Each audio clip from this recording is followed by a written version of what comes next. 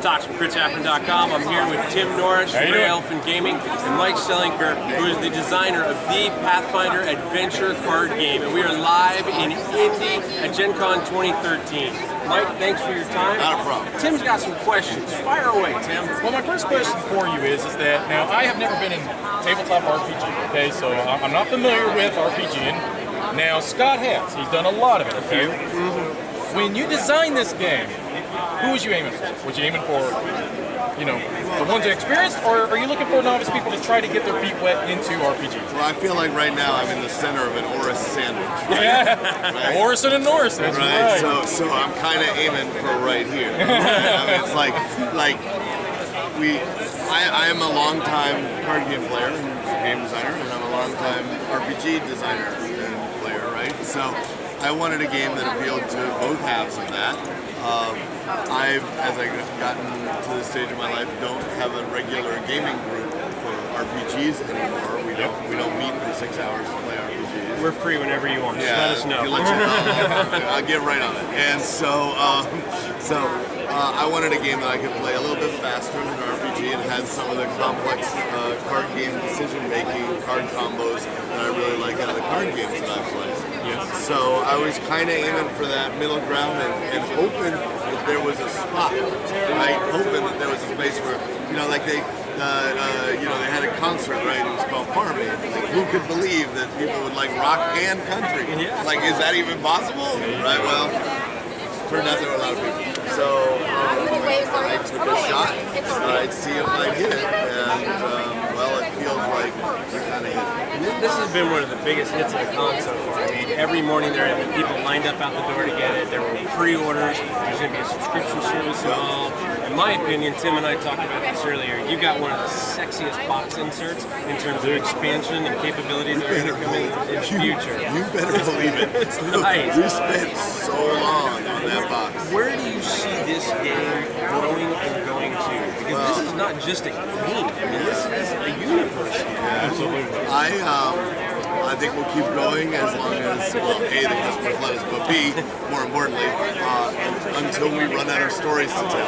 And it turns out, Pathfinder, it has a lot of stories. And so, they're tempting me with that. The next box is like, would you like to do something with pirates? Would you like to do something with gods? Would you like to do something oriental?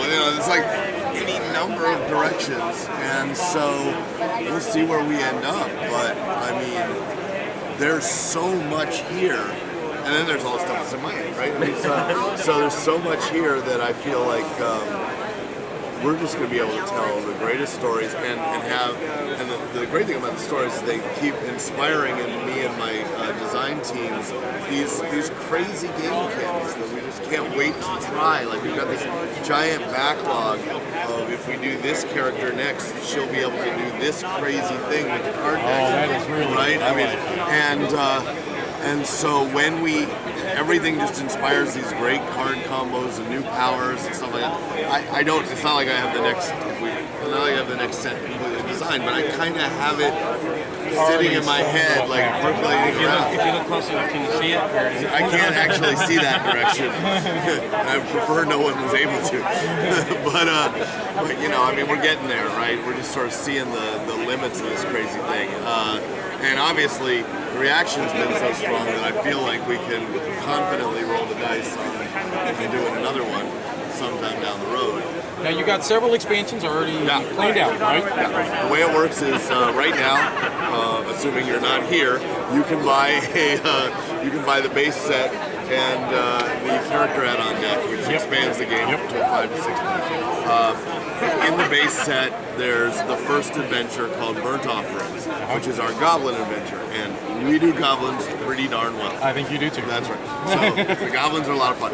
Then every 2 months after that, we release a new expansion, which is a new adventure with a whole bunch of new scenarios and monsters, and upgrading the power difficulty and upgrading the cool treasures that you find and all that. There's a point in the middle where your characters fork and you have to pick a direction for your character to go. Wow. Right? So, I mean, like, the whole thing is this year-long life experience that I hope people are going to be willing to invest their time in.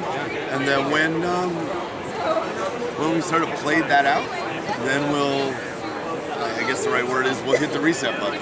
So you are really creating a life with these characters. I mean, you're really creating a path. I mean, you're going to have to choose your own adventure as you're playing these characters. I mean, that's pretty exciting. I like that. One of the things that I heard is that while the base game comes with the characters that you can, mark up if you want to mark up, that there are going to be like downloadable versions. You can print them out and change them. I've already learned, I think, there's a hardcore set of people that are going to say, I'm not printing nothing out. This is my guy, and this is the way I'm going to live with him for the next amount of time. And this game has consequences, right? Yes. If you die, you die. And so we'll see how people treat that. Like some people will go, my life is over. Right? I'll be like, I did all this work for 6 months. But that's a unique concept. Right? That's not in another game. And so, or card game. Yeah, exactly. So we're gonna see what happens when your beloved character dies. And do people have a Viking funeral for it? Set their box on fire. Just leave the insert out. This is kind of scary. Oh, wow. Yeah, this is a new territory. That's good. It's exciting. I imagine as a designer, this has got to be like a dream come true So to be able to exciting. explore these types of things. Well, first, there's several dreams all at the same time, right? I mean, first, I seem to have invented a brand new game genre. So that's kind of neat. Fantastic. And other people are probably going to do things in that space. So it's going to be always do. very interesting to see that evolution if it goes out. Second cool thing is I got the coolest box of toys, right? I mean, the Pathfinder that they gave us just basically, they opened up the library and said, what do you want to use? We've created, like in terms of art and in terms of characters and stuff like that, they just said, this is all yours. Do what you want with it. And it was like getting the keys to the castle. And so on the third thing that has been the dream come true. It's not about the fan reaction. Not about it's just I got to work with one of the best teams I've ever worked with. Yeah, right? I mean, I got my developers, Chad, Gabby, Paul Peterson, Tanis, working together with the guys at Paizo, Wes Schneider and Jessica Price and Jason Bullman and James Jacobs and those guys. I mean, it was just getting all those people together and saying, well, let's put on a show and see if people come. That's awesome. People came, and it's a darn good show, and we're pretty happy with it. You know what I love? And we talked a little bit about this because Tim and I were one of the first people in line here. Because we started up at 10 o'clock. In fact, you got our picture. And we got a picture with you, but your reaction. You were up here, and you were.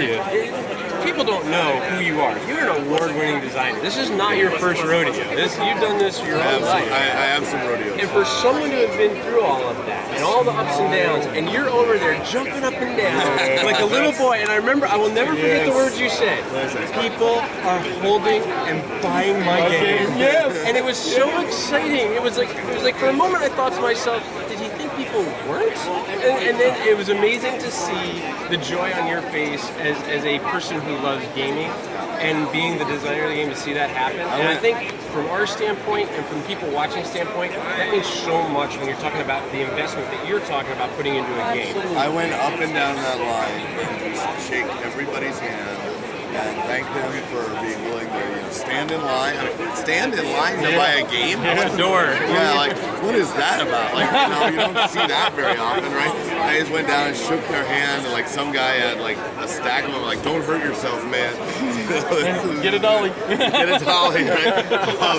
And just having a conversation with people why they came here first, because as far as I could tell, everybody came here first. We went there pretty quick. And I was like, and that's not something I expected. So yeah, I mean, it was a pretty cool morning, right? I mean, it was like, I've never, at least since I did, things like Axis and Allies and Risk God Storms and stuff like that, I haven't had just the kind of explosion of we have to get that game right now for a long time. It was really, really cool, and I really felt really humbled by all those people wanting to shake my hand and tell me how awesome it was. It seems like it's the talk of the whole convention. It's not just this corner. It's all around. And it's not just all around here. It's all around the internet. Yeah. It's the talk. It's the buzz. So congratulations. And congratulations. You did a great job. I have one more question for you, though. I'm going to put you a bit on the spot. while developing this game, can you give us what was one of the most exciting moments that you guys had as you was going through the process of putting some of this together? What was some of, like an exciting moment that you guys had, like a thought or a process or an experience? Or even a card company. Anything. A candid moment. Okay, probably my favorite moment came, I don't know if it's exciting, but it's my favorite moment of the whole thing. When we had a playtest. It was a 300-person playtest. 200-person playtest. 300 people online. They all had copies of the game, and they were beating it to hell. Right? They were like changing it. And one guy posted this extreme rant, right? And it was about 2 cards. One of them is called the Treacherous Cave. The other is called the Harpy. The Treacherous Cave says, while you're here, it's very difficult to leave. The Harpy says, come here. Oh, and, no!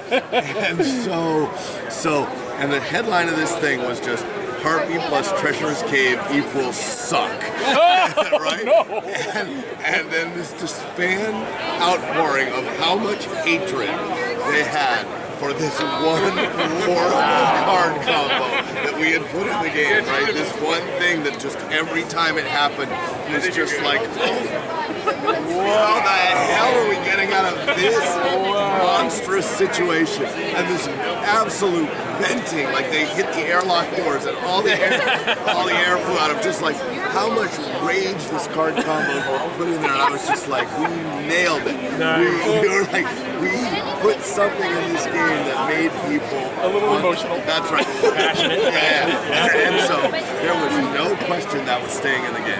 Right? That is awesome. I love that. It's just sort of like comedy gold. Keep it in. So whoever you are, if you're watching this and you wrote that rant, you have influenced an award-winning designer. And he said, you don't care. That's awesome. Mike, we know you are so busy. Thank you so much for taking the time to meet with us. Mr. That Orris. is wonderful. Thank you. Appreciate it very That was much. great. Hey, thanks for watching. Hope you enjoyed it. Bye-bye.